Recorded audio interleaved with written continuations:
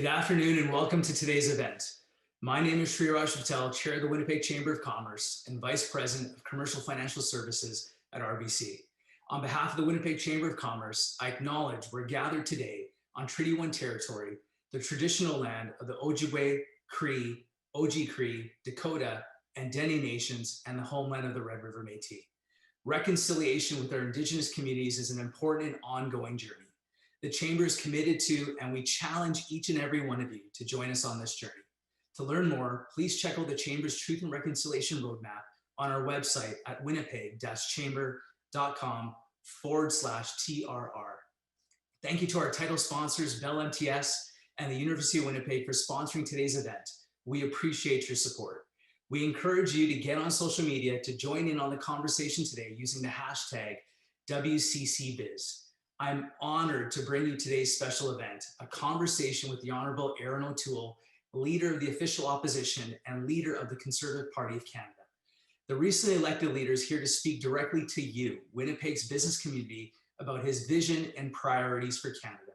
What does the future of Canada look like for Mr. O'Toole and his party? How would a federal government led by the Progressive Conservative Party support economic development differently from the current government?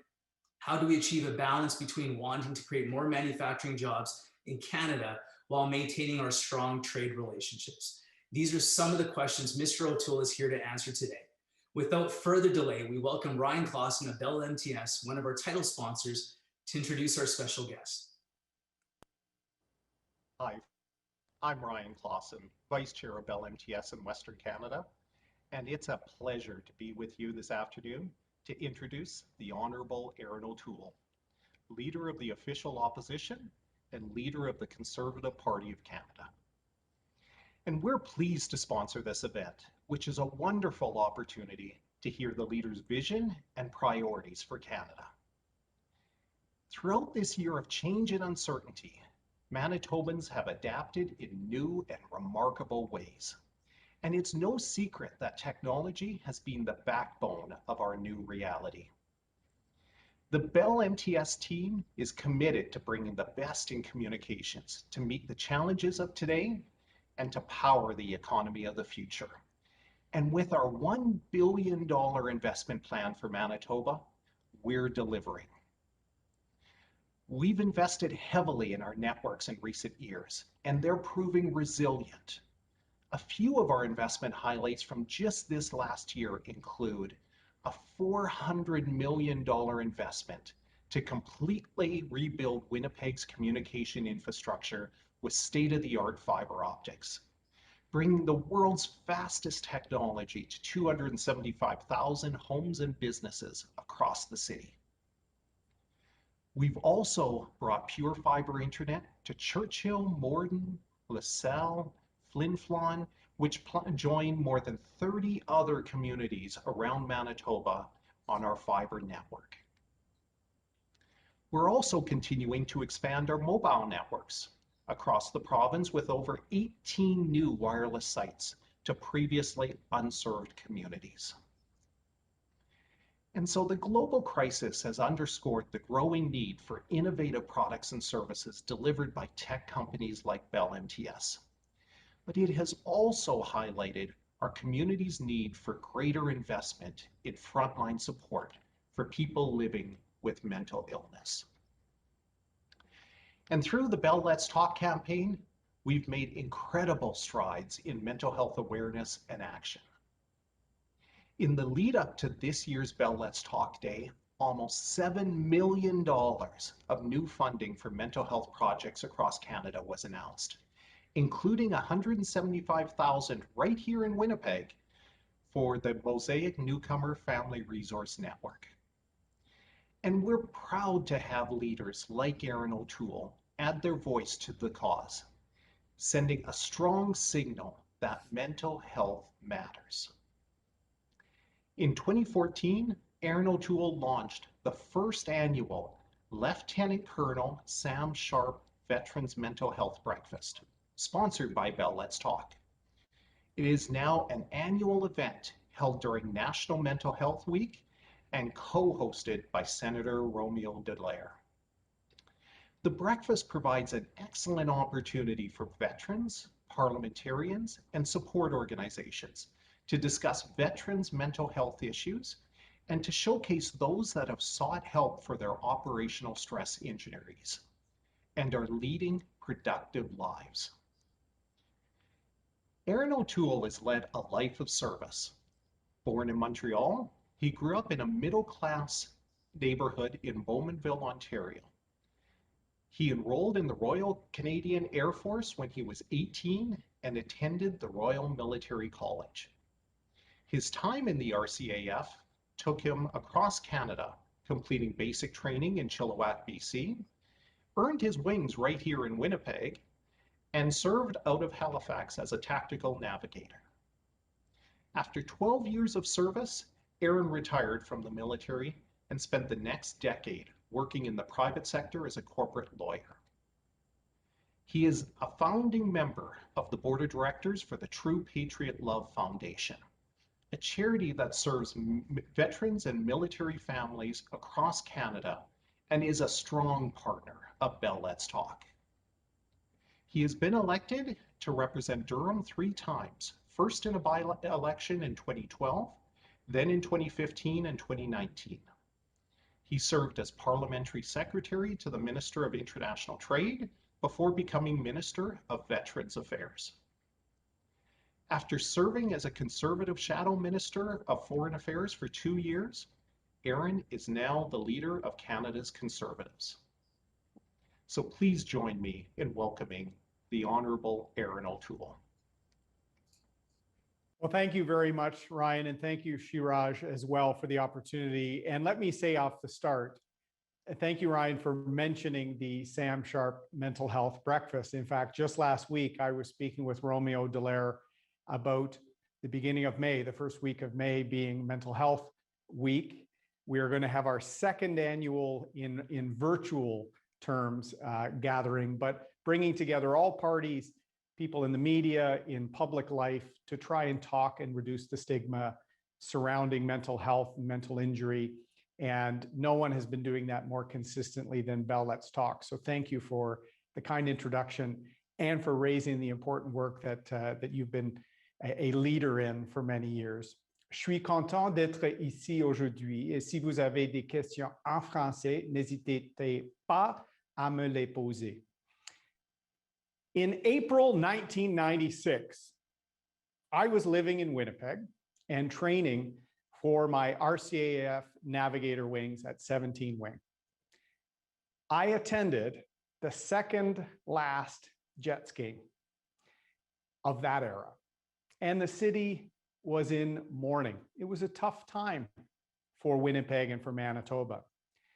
Our RCAF class, young Canadians from across the country, saw this and designed our course crest at 17 Wing as an homage to a great Canadian city and its team. I have that crest with me. It was a tough time for Winnipeg, and I felt a part of it living there. But much like the RCAF motto, per ardua ad astra, through adversity to the stars, the city persevered and has rebounded with pride. The team is back, and the city remains strong. And I was thrilled to tour True North Square last January. Winnipeg and Manitoba will persevere and rebound after the COVID-19 crisis as well.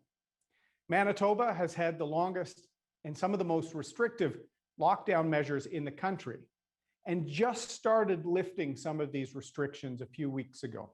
So hope is on the horizon. And with key industries in Winnipeg, such as the aerospace, manufacturing, tourism, life sciences, energy, agriculture, and the environment, all of these have been put on pause due to the lockdown. The economy has sustained significant damage.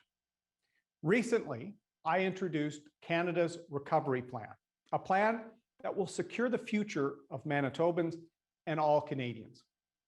Every Canadian deserves the security and dignity of a secure, stable, and well-paid job. Canada's Conservatives will enact a comprehensive jobs plan to recover the 1 million jobs lost during the pandemic within 1 year and we won't stop there. We will take immediate action in the hardest hit sectors, helping those who've suffered the most, including young people and women entrepreneurs. We will rebuild Main Street by assisting small businesses and providing incentives to invest in, rebuild, or start new businesses. And we will create opportunity in all sectors of the economy and in every part of this great country. With many people working from home because of COVID-19, there has been a downside economically.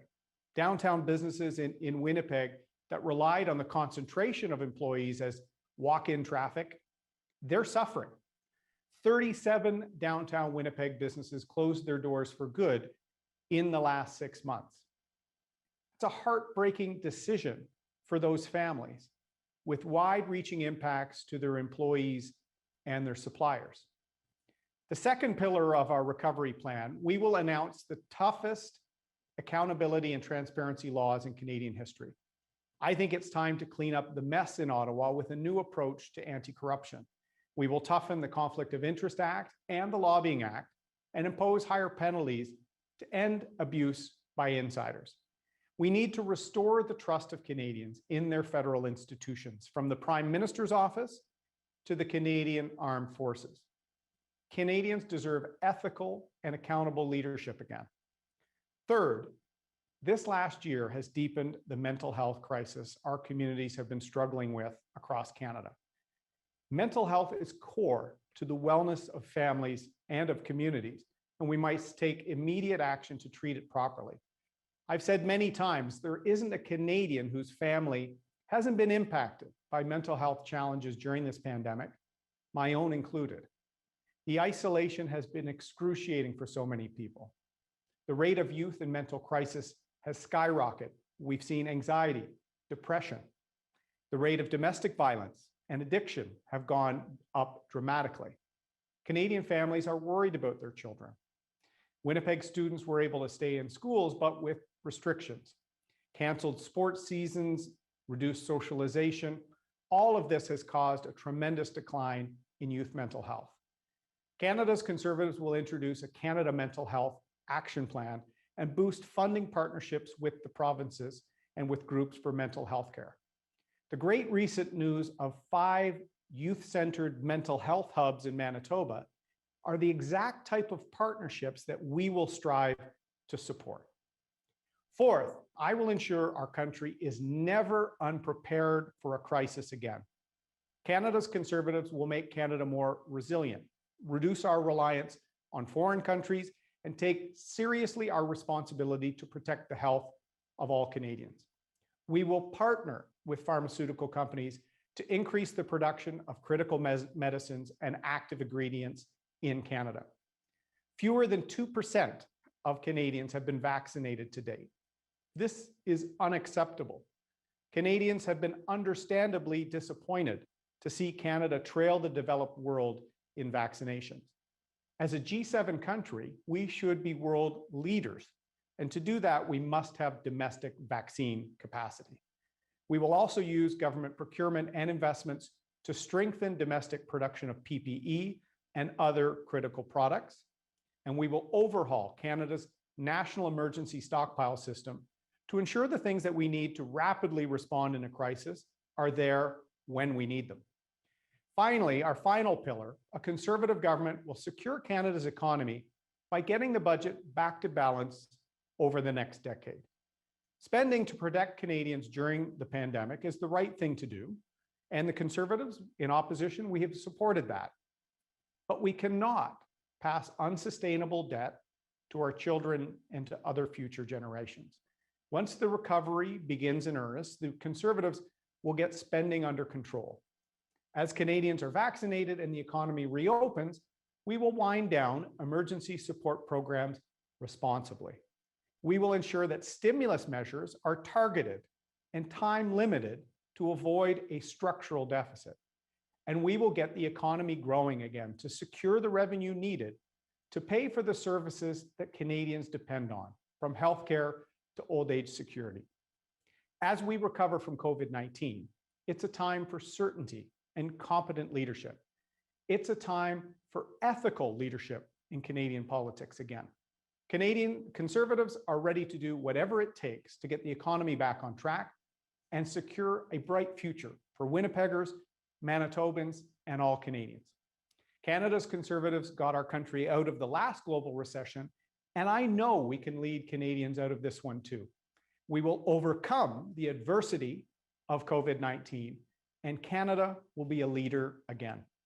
Thank you very much, and I'm looking forward to the discussion. Well, thank you so much, Mr. O'Toole. As you shared, you spent a bit of time at 17 Wing here in Winnipeg early in your career. As a result, you know Winnipeg is the home of Canada's Air Force, serving as headquarters to Canadian Air Divisions 1 and 2, as well as home to one of Canada's largest aerospace sectors. What can you tell us about your experience and your thoughts about Winnipeg and Manitoba? Well, thanks, Shiraj. I can say I'm a true Canadian because I have been at the corner of Portage and Main in January and lived to tell the tale. I found that friendly Manitoba lives up to its name. I had an incredible time during my posting to 17 Wing. As I said, I even brought my old Air Force patch where our navigation course paid homage to the city because it was a tough time. You remember, I wanted to evoke that to try and inspire us now coming out of the tough time of lockdowns and uncertainty around COVID. Manitobans are tough. Winnipeg is a critical city, and I learned so much living there. As an Air Force veteran, really proud that Winnipeg is a global center of excellence for aerospace engines and engine refurbishment.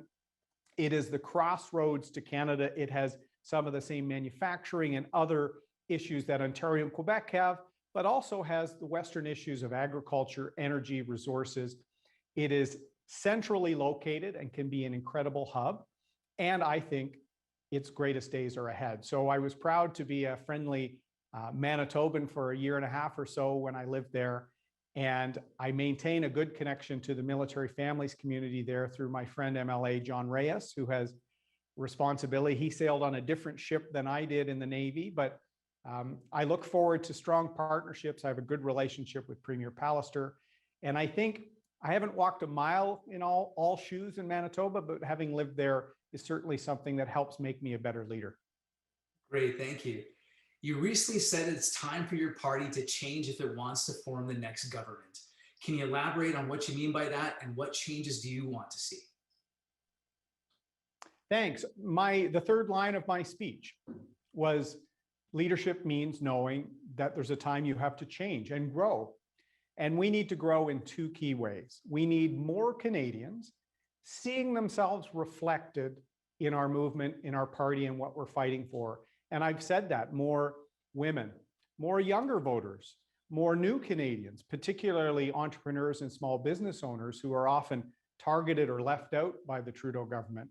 I want more Indigenous Canadians, LGBTQ Canadians to feel welcome and comfortable in our party, to help us forge a plan to get Canada moving again, be a part of this Canada recovery plan we're putting out there now.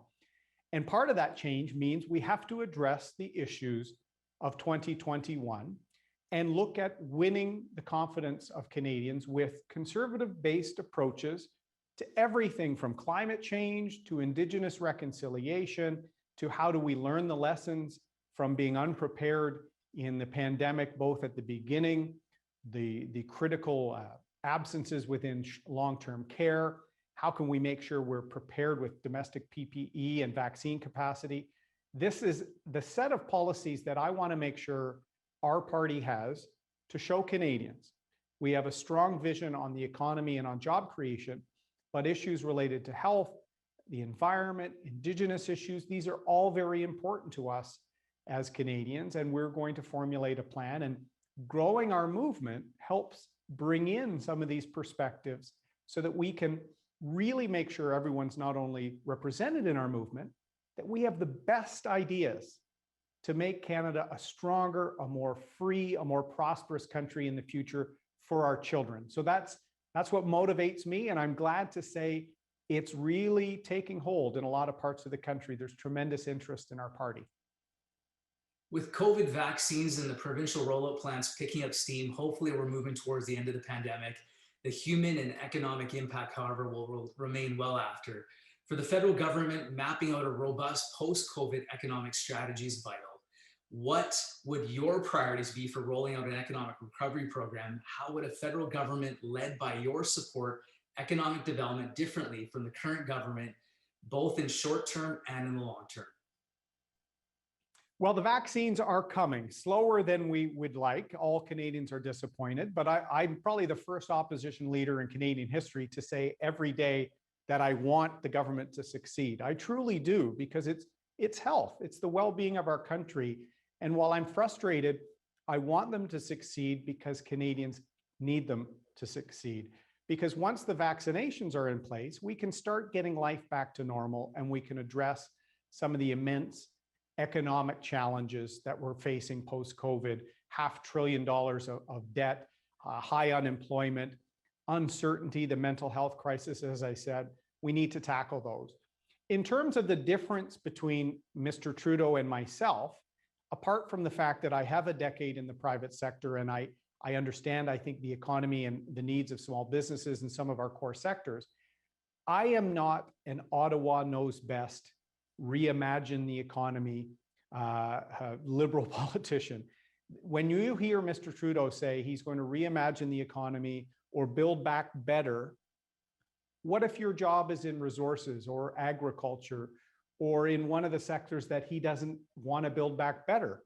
How is that recovery going to hold your family and your community back? Is it going to lead to even more alienation in the West, more division, more uncertainty, more inequality?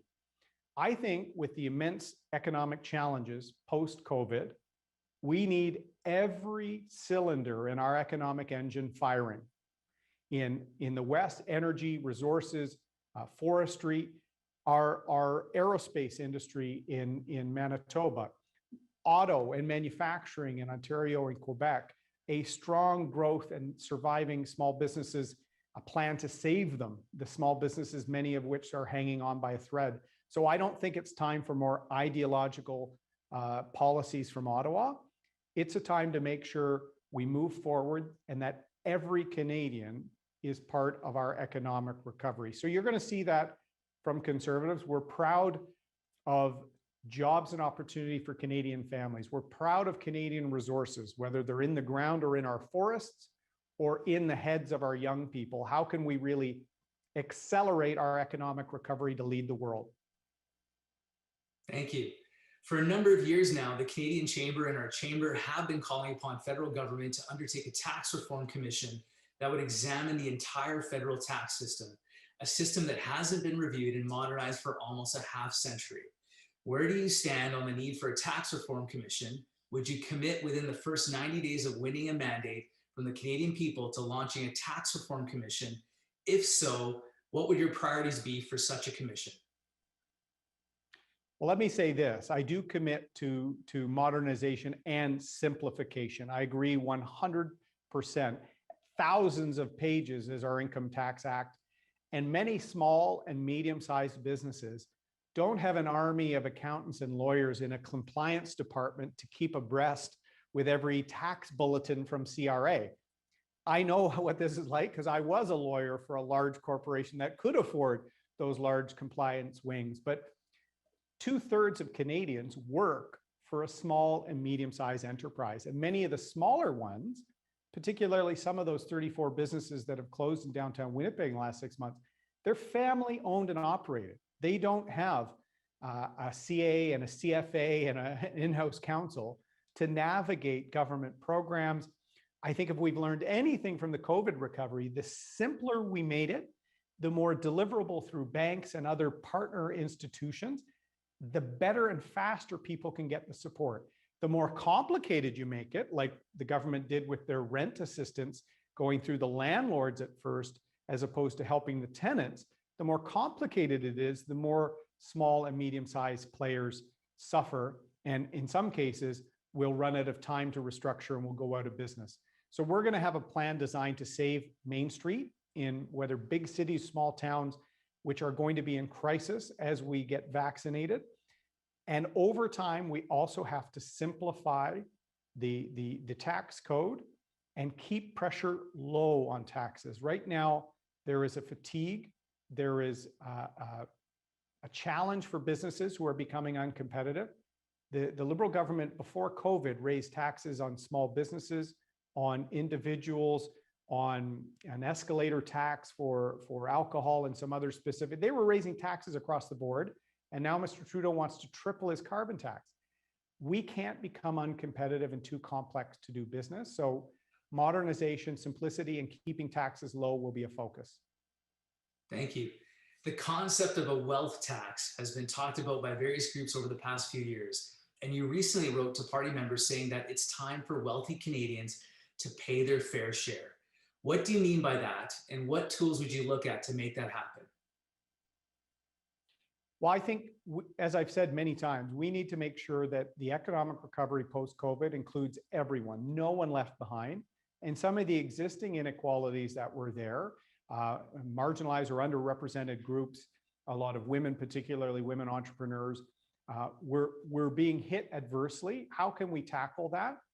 And we have a progressive tax system in Canada, and we should clamp down on any attempts to avoid or evade that, including through offshore means and other things, because Canadians want to know that there is a fairness inherent in that, and that there's not a second set of rules for people that are wealthy or who are able to avoid paying their fair share. So we will take a very strong approach on that, and we will try and address some of the inequality. It's also why I'm reaching out to private sector union leaders and trying to build trust and new partnerships. Right now, the Conservative Party of Canada is the only party that really wants to get the country working. We believe in energy. We believe in Canadian projects. We want shovels in ground. We want better and fairer trade deals. Other parties were sitting idly by when there was cascading illegal rail blockades across the country. There's been a signal sent that nothing can get done or built in Canada. And I said a bit about this in my speech. A century ago this year, we discovered insulin and gave insulin to the world for a century worth of diabetics around the world. Today, this innovative country has to rely on Spain, Belgium, or India for our vaccine shipments. So Canada needs to lead again. And as part of that, no one needs to be left behind. We need to make sure our progressive tax system is respected. And that's what people will get with a Conservative government. Great, thank you. The Winnipeg Chamber of Commerce is a founding member of the Canadian Global Cities Council, comprised of the CEOs from 9 of Canada's largest urban chambers, representing more than 50% of Canada's population and GDP. In February 2018, the council released a report calling for a national strategy for our cities focused on funding infrastructure plans in place of one-off project funding. Canada and the US are the only two members of the G7 that do not have a national urban strategy. Where do you stand on the issue, and how would your party support the growth and well-being of Canada's metro centers? Thank you. This is an important question, and increasingly, the economic health of city centers impact the economic health of an entire province. Probably no place in the country is a better example of that than Winnipeg and the importance to the overall Manitoba economy. So our approach will be partnerships. I spoke with Mayor Bowman about a month or two after I became leader, had a very good discussion about priorities. This is the way we will approach things. Partner with provinces and municipal leaders on infrastructure priorities and get them moving quickly. After the last global recession, Canada saw probably the most effective and fast rollout of infrastructure dollars in Canadian history. It was Minister Baird at the time, and I've spoken to him about that process, working on shared areas of priority and partnerships and getting them delivered quickly. I've already spoken to various mayors about priorities, the importance of transit in some areas, a range of investments. I've spoken to Premier Pallister about the Lac St. Martin outlet anti-flood provision, some of the provincial priorities. The Conservatives partner. The Liberals tend to be paternalistic, that Ottawa knows best. This is another risk. what does reimagining or building back better mean to local infrastructure priorities? I know there's a priority for sewage treatment in the north part of Winnipeg. That has to be a provincial and a municipal-led set of priorities where we come in and partner. Look at the Canadian Infrastructure Bank. Lots of bonuses paid, swanky offices. How many projects completed under their mandate? 0. We need to get funds out the door and partner, not be a top-down Ottawa knows best. Great, thank you. Manitoba's agricultural sector is a key driver of economy with products being shipped around the world. You've had some strong words about Canada's relationship with China, a huge market for many of Manitoba's products. What message do you have for local producers and processors who do a lot of trade with China currently? I think all of them agree that Canada needs to diversify and strengthen new markets, as we will likely see more turbulence with China in the coming years. And I think they understand that. The Indo-Pacific represents tremendous possibilities, but it also shows that if you have a prime minister who has a track record of missteps on the global stage, probably the India state visit being the best example of that, putting his own Liberal Party fortunes ahead of exporters. What happened after that disastrous trip, other than some funny late night comedian montages? There was tariffs imposed on lentils immediately by India in the aftermath of that, hurting producers in Manitoba and other parts of Saskatchewan and Western Canada. We need to open up those markets. Vietnam, Indonesia, the Indo-Pacific writ large can be a big counterbalance to what I think will be continued uncertainty with respect to China. I've said as Canadians, our values are not for sale. So we're not going to look the other way when a genocide is being perpetrated against a minority Uyghur Turkic Muslim population in Xinjiang in order to maintain our export access. That's not how Canadians historically have conducted themselves. We are free traders, but we also are very proud of our values and our commitment to human rights.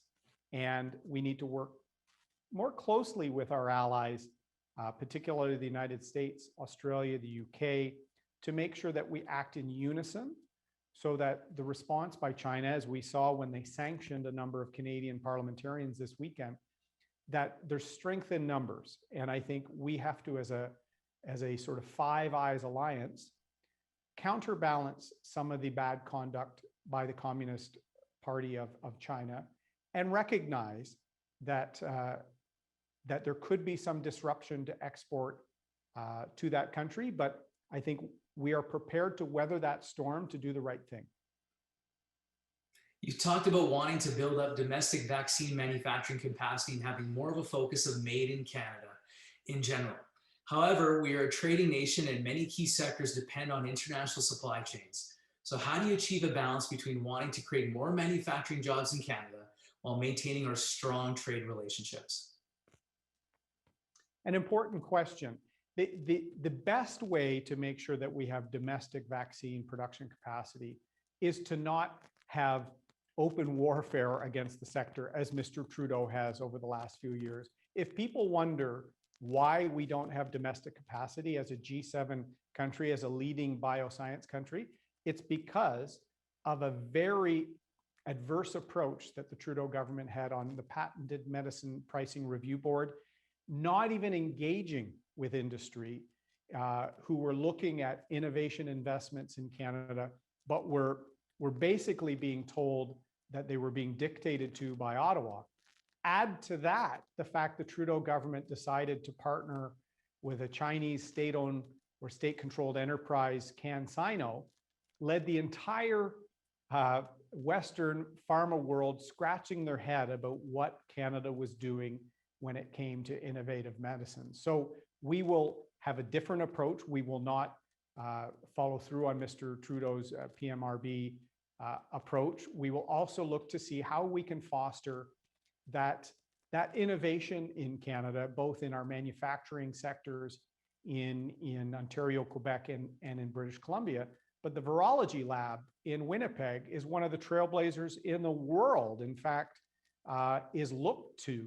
So how can we take advantage of some of the innovation here now, partner for investments to make sure that we build that capacity, not just for vaccine production, but I would like to see us have domestic excellence in rapid testing and diagnostics, PPE, and all of these ingredients. We have to learn the lesson from where Canada was caught behind on rapid tests and vaccines to make sure our commitment to the health and well-being of Canadians is paramount. And this is where I think a take charge active Prime Minister will be part of the solution. Thank you. The International Monetary Fund estimates the removal of interprovincial trade barriers in Canada would add approximately $90 billion to Canada's economy. Barriers that also inflate costs to consumers in the range of 8 to 15%. Where does removing interprovincial trade barriers rank on your priorities for restarting the economy? And what role, if any, would you play in managing those negotiations? Thanks. This is a great question. You know, I had a great chat with Premier Pallister about this. This issue was an issue he was identifying when he was a federal member of parliament years ago, and there hasn't been much action. He was one of the first clarion calls to say how there was so much economic opportunity if we shed some of these barriers that built up over the years, but were actually not in our Constitution. I've read Sir John A.'s own talks about Confederation leading to more east-west trade and less north-south. The national policy and Confederation, we haven't been living up to that. And I was disappointed with the Comeau decision a few years ago, where we could have addressed 70-year-old case law from the Supreme Court that I don't think really reflected what the intention was with respect to interprovincial trade.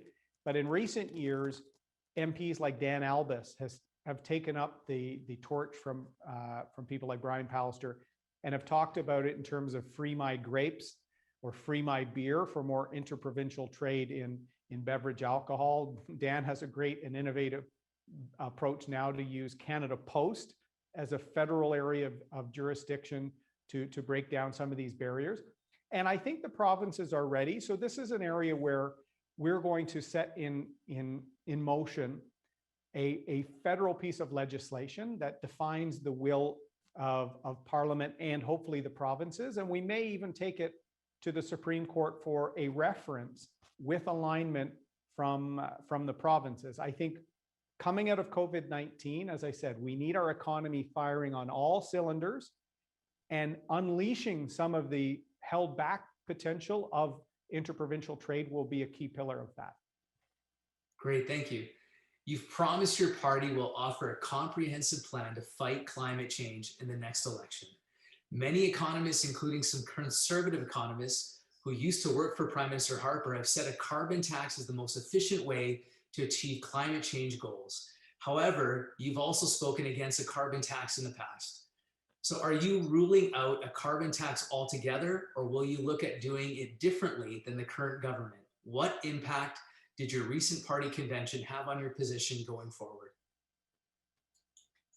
Well, the recent party convention, has not been well understood by many people. We've had climate change provisions in our statement of policy principles for many years. In fact, we've run 2 elections now with a clear commitment to fighting climate change.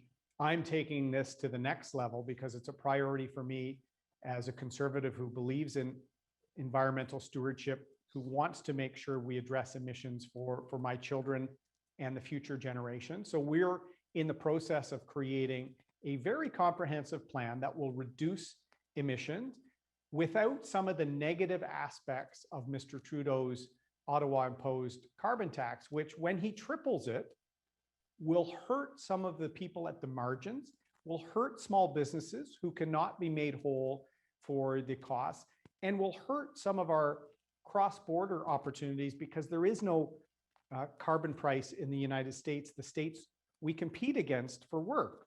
The great engine rebuilding, the aerospace industry in Manitoba competes against opportunities in other parts of North America for work. And it's not a market-based approach if our largest competitor does not have the input price for carbon. So how can we partner with the provinces? I've spoken to former BC Premier Gordon Campbell about when he started a carbon tax in British Columbia. I've spoken to other provinces about their approaches with large emitters. We're coming up with a plan that we think will be much more of a partnership with the provinces while reducing emissions nationally. That is my commitment.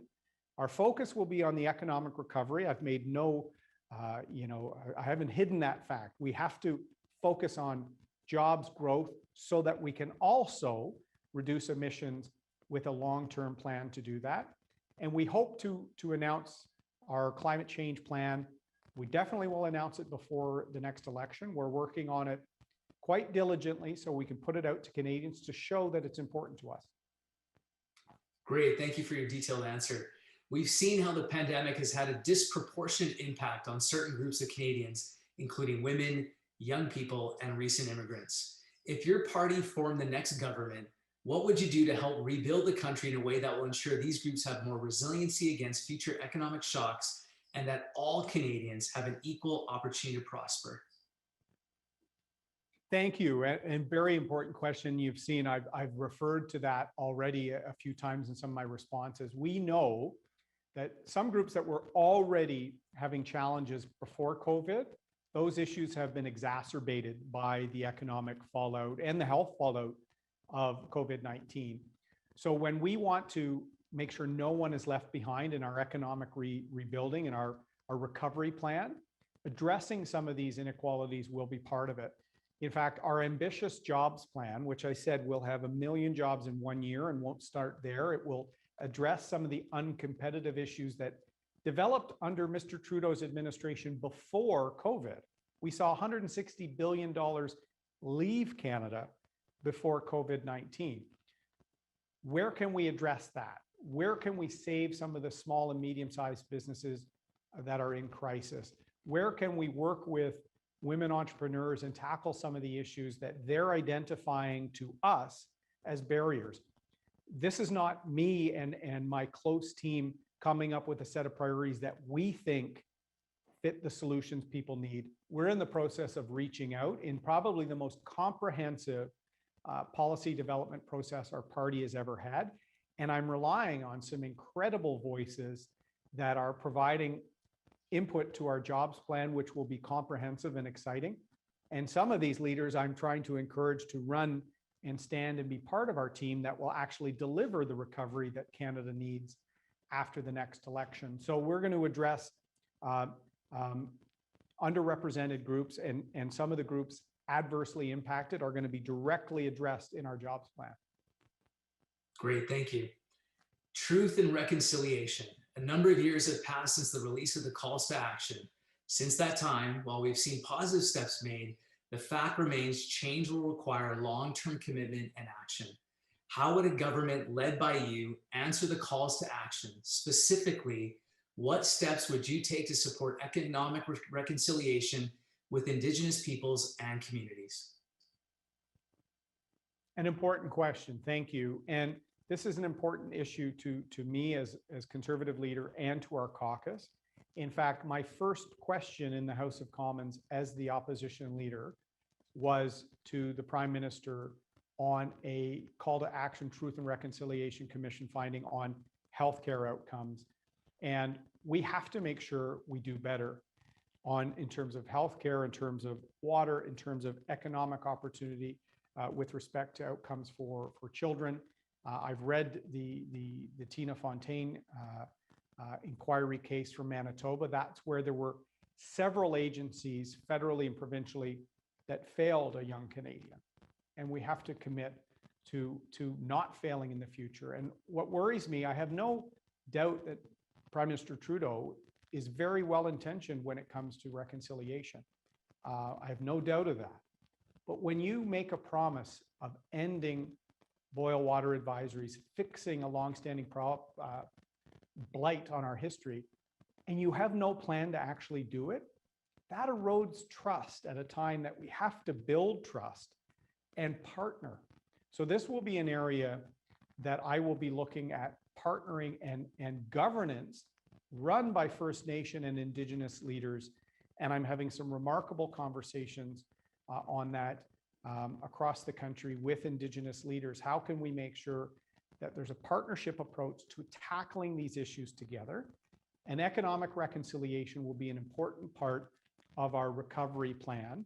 And it's a big reason why I also think Mr. Trudeau's ideological approach from Ottawa, the reimagined economy, could hurt Indigenous Canadians at a critical time for economic reconciliation. Some of the energy companies in Western Canada, for example, spend hundreds of millions of dollars through Indigenous-led supply chain businesses. Some of the jobs and economic resource revenue sharing models that are available are huge economic opportunities for First Nations. When Mr. Trudeau canceled the Northern Gateway pipeline, Indigenous organizations were 1/3 equity owners. He violated the duty to consult when he eliminated that program without properly consulting them as equity owners. So this is where respect, partnerships, and building trust. I'm not going to be a prime minister that does the photo op but doesn't have a plan. Reconciliation means building trust, building commitments together, and that's what I'm already trying to do in my consultations with Indigenous leaders. Great. Well, thank you for your commitment there. I see we have time. Maybe I'll sneak in one more question. Let's turn to the issue of energy. While a great deal of the national energy conversation is focused on oil and gas, in Manitoba, we produce an abundance of renewable energy. Where does your party stand on the issues of national energy policy, in particular on alternatives to fossil fuels? Further, where do you stand on developing infrastructure beyond pipelines that would enable Manitoba to share renewable energy with other provinces? Great question. And what I would like Canadians to realize is Canada can be an ESGI energy power. Environmental social governance is now a demand of institutional investors, insurers. They want to see that producers, whether energy producers or any, have an ESG commitment. I add the I there for Indigenous partnership and participation. So whether it's hydrocarbons, whether it's hydro development, whether it's alternative, wind, solar, other things, that some of which I worked on as a lawyer in the private sector and are important. We need an energy mix, and we need to show that we can be ESGI leaders with respect to energy at home and around the world, because most other energy exporting countries are failures on ESGI, not leaders like Canada. When it comes to hydro and the intertie that could really allow Manitoba to unleash some of the true potential that is there, this is where we need long-term planning and a federal role, particularly for hydro interties. In fact, I think it went back to the Liberal government of David Peterson in Ontario that canceled the intertie for the Kanawapa. I had to remember the word in Manitoba, hydro development, which is a tremendous resource. Had that short-term thinking not been applied and they didn't cancel that deal between Ontario and Manitoba, not only would we have been able to accelerate the removal of coal from Ontario's electricity mix faster, we would have had transmission into Northern Ontario for ring of fire development and support for Indigenous communities that in many cases rely on diesel generation. So the Kanawapa and other hydro potential developments that are only currently being partially developed has to be part of our sustainable long-term mix. And it also has to be a reasonable mix. So we also have to recognize that Canadian energy, oil and gas is also the ESGI leaders in the world and will be a part of our mix for decades to come. And in fact, we should be trying to export some of that to displace energy from bad actors that don't have a commitment to human rights, the rule of law, and ESG standards. So I do think this is an opportunity for Canada to be proud of what we do and tap the great potential that Manitoba holds as part of that renewable future. Great, thank you. Maybe we'll end up on this last question, if you don't mind. National childcare, national pharmacare, national basic income. Recently, there's been a resurgence of attention to development of a new national social programming. Where does the Conservative Party stand on these issues, and specifically on the issue of national pharmacare in particular? The Chamber believes strongly that Canadians are well served by the existing system, and that any national pharmacare program should be directly focused on the gaps within the current system, rather than laying on duplication costs. Canada costs Canadians billions of dollars. What are your thoughts? An important question, and this is what you're going to see the parties of the left, Liberals, the NDP, and others, national this, national that, national this, national that, when they're running a $400 billion deficit now, and we have one of the highest unemployment rates in the G7. We need to get people working. We need to address the fiscal risk to Canada and the risk to old age security, the risk to healthcare of more unsustained spending out a decade plus. We have to start addressing some of these issues. And it's by making sure that we have people that don't have access to some of these programs, whether it's childcare or whether it's pharmacare. How can we improve and address gaps without throwing out the approach now and basically eliminating the insurance pillar from the system? Any serious analysis of pharmacare will tell you you're going to guarantee everyone less coverage. And I don't think that's what people want. In fact, when you start telling them that that's will happen, they start getting very jittery. So it's how can we make sure no one falls through the gaps or people at the margins have coverage? We are committed to that, whether it's partnerships, the national formulary, an approach to rare disease and other rare medicines. Some of the provinces that have capacity issues, how can we address that as part of a long-term, predictable, increasing approach to health partnerships? But sometimes people have to realize that these pledges being made by whether it's the Liberals, the NDP, and others, that actually led to us not having vaccines for this pandemic because Mr. Trudeau was trying to force industry into his a regime for pharmacare. I think we have to fill the gaps, make sure it works better, and make sure Canadians have access to the best medicines, particularly for their children or their elderly parents. We are committed to that. Great, thank you. Well, that is all the time we have for today's Fireside Chat. On behalf of the Chamber, thank you so much for joining us today, Mr. O'Toole. Our Winnipeg business community is grateful to have had the chance to hear about your visions and priorities for Canada. That concludes our event for today. Before you log off, I want you to register for this year's virtual Civic Leaders Dinner on Thursday, April 15th. This annual dinner series brings together the Mayor, City Council, senior administrators, and community leaders like you to engage in meaningful dialogue about our city. It's an evening about sharing stories, struggles, and discussing potential solutions and partnerships. Spots are limited, and we encourage you to purchase early to avoid missing out. Tickets are $25 plus GST. The Chamber will be donating ticket proceeds to Hamayork, Winnipeg's new Inuit Arts Center and first of its kind in the world. Thank you for joining us today. We look forward to seeing you at our next event.